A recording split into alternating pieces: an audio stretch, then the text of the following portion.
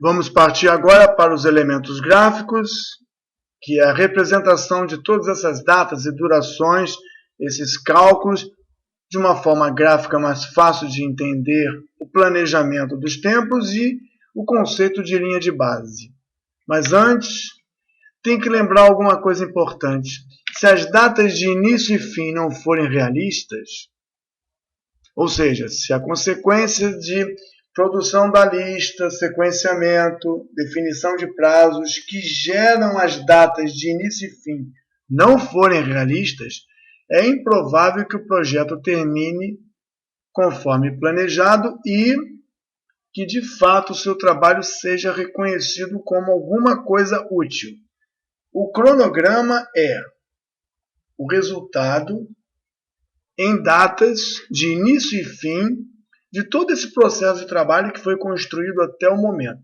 Cronograma é conjunto de datas de início e fim das atividades produtoras, que, por consequência, data de início e fim dos pacotes produzidos e, por consequência, definição da linha de produção, sublinhas de produção e tempo máximo de produção desse projeto.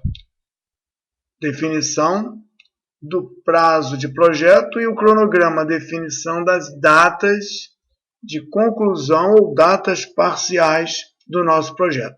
Nós não estamos tomando conta apenas da data do fim do projeto, estamos tomando conta de uma série de datas parciais ou intermediárias que atendem aos nossos objetivos de controle. Nas unidades 2, 3 e 4, nós entendemos o que é para fazer, estamos a lista, produzimos o conjunto de atividades, seus atributos, desenvolvemos a rede e agora estamos na unidade 4 estimando a duração e as datas de produção.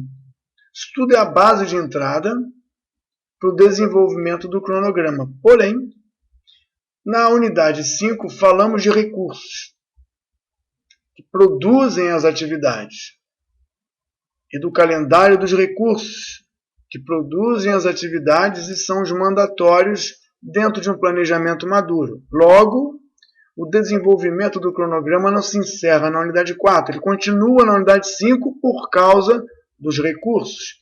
E para concluir na unidade 6, quando encontramos o dinheiro à disposição dos custos dentro do tempo, podemos com certeza ser obrigados a alterar as datas de produção por conta dos recursos financeiros. O desenvolvimento do cronograma não se encerra aqui, ele continua nas unidades 5 e 6. Chamamos então agora de desenvolvimento do cronograma parte 1. Nós estamos ainda no planejamento. Observa que temos que produzir, para efeito de visualização e entendimento desse tema, tabela, modo, que traga os campos importantes, início e fim das atividades, a duração das atividades, as folgas livre e total, como já comentamos, que vão, de uma certa forma, apresentar os campos, dentre tantos que existem, apresentar os campos mais relevantes para entendimento do que estamos fazendo e do que podemos mudar ou ajustar. O conceito de mais cedo possível e mais tarde possível define o conceito de podemos adiar ou podemos antecipar. A nossa tabela, então, que com campos nativos já comentados, agora é desenvolvida para campos não nativos, que é o pode adiar e o pode antecipar. No trabalho produzido como guia de exercícios e também no livro base, nós encontramos meios de incluir nas colunas, nos campos livres, fórmulas que vão dizer para o ferramenteiro, para o planejador, sim, essa atividade pode adiar, sem prejuízo da data de conclusão do projeto ou outros prejuízos. E sim, pode antecipar, sem prejuízos de restrições ou conflitos de recursos. Isso faz parte do treinamento, desenvolvimento de tempo, planejamento dos prazos, cronograma parte 1. Já vimos o cronograma de barras, mas agora é hora da gente trabalhar mais os recursos que a ferramenta tem desse diagrama de barras. Então, a legenda que aparece aqui no slide mostra que nós temos que falar sobre as barras, sobre os elementos gráficos e sobre os recursos de feriados e dias não trabalhados nessa tela que nós comentamos, elementos gráficos. As barras maiores sumárias são as que definem os pacotes, os conjuntos produzidos. E as barrinhas mais grossas, em cores azul, vermelha, são as que definem o desenho da atividade. E esse diagrama, um diagrama produzido por Gantt, há muito tempo atrás, ele tem o objetivo de mostrar no tempo e em função da duração de cada atividade, quando as atividades acontecem. Aqui nós vemos um sequenciamento, não é um diagrama de rede, mas é um sequenciamento, mostrando que uma vem depois da outra e o vem depois está dentro de uma linha temporal aqui, contínua. Esse elemento aqui, losango, não é uma atividade, é uma coisa pontual, um marcador de produção, um marcador de entrega. E aqui, quando não há trabalho, a gente vê no tempo que os espaços são preenchidos por cores diferentes, mostrando que esse calendário não prevê tempo de produção ou atividades nesse espaço. Então a seta se prolonga, mostrando que existe produção, existe continuidade, existe sequenciamento, ou eventualmente até simultaneidade de trabalho, mas aqui nesse caso a atividade não começa numa hora que não pode ou não termina numa hora que não pode. Aqui nós vemos uma barra que percorre todo o tempo, passando por cima dos períodos não trabalhados, que são marcados pelo cinza, não significando que trabalhem ali, que elas correm por todo esse período do tempo. Aqui a gente então tem a representação gráfica dos elementos no diagrama de Gantt. E é sobre isso que nós vamos falar agora, mostrando na ferramenta. Nosso projeto, alterado agora não no seu modo Task Sheet, mas no seu modo Gantt Chart, com os campos duração, início e fim. Eu vou incluir aqui também o campo folga livre. Vou incluir o campo folga total. Porque muitos elementos de apoio ao planejamento e entendimento são representados nesse diagrama lateral.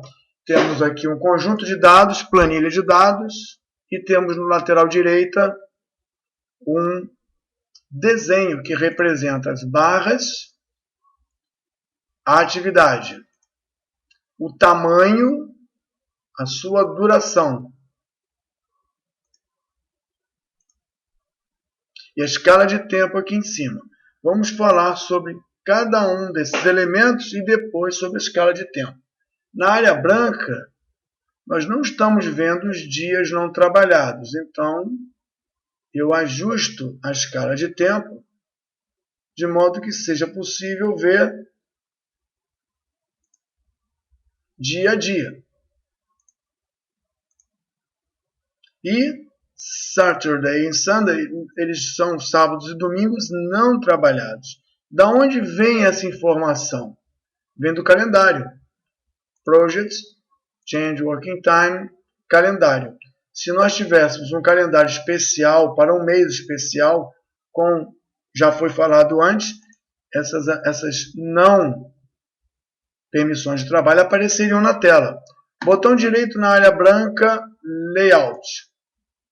Botão direito na área branca, Grid Lines. Botão direito na área branca, estilos de barra. Tantas barras e tantas coisas a representar, vários estilos. Botão direito na área branca, Non-Working Time. Ou seja, No Working Time mostra na cor amarela, na cor amarelo claro, os dias em que não se trabalha. Botão direito No Working Time mostra na cor automática, que é aquele cinza mais claro, os dias que não trabalham, colocando as barras na frente. Aqui parece, então, que as barras estão sendo interrompidas na sua produção por conta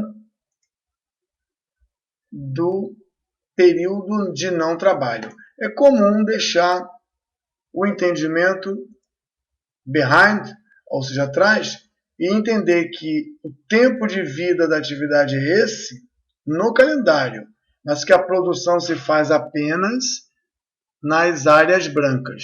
Isso supondo um calendário coincidente. O calendário da atividade coincidente com o calendário de fundo de tela representativo. O fundo sempre apresenta o calendário padrão. Botão direito, Non-Working Time, permite apresentar e configurar esses elementos. Todos os elementos configurados no modo ficam no modo. Um modo do mesmo tipo herda todas as configurações básicas da ferramenta passíveis de representação. Botão direito, Grid Lines. Botão direito, Bar Style.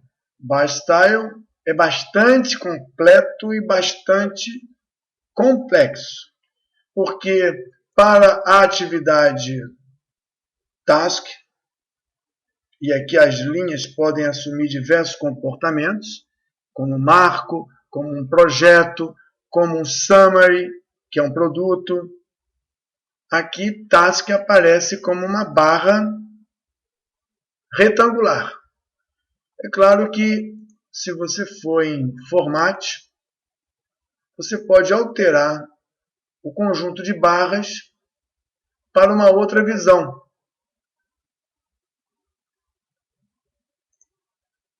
Com outra coloração já pré-definida, mas nós não vamos fazer isso. Já existe um padrão estabelecido e vamos trabalhar esse padrão estabelecido.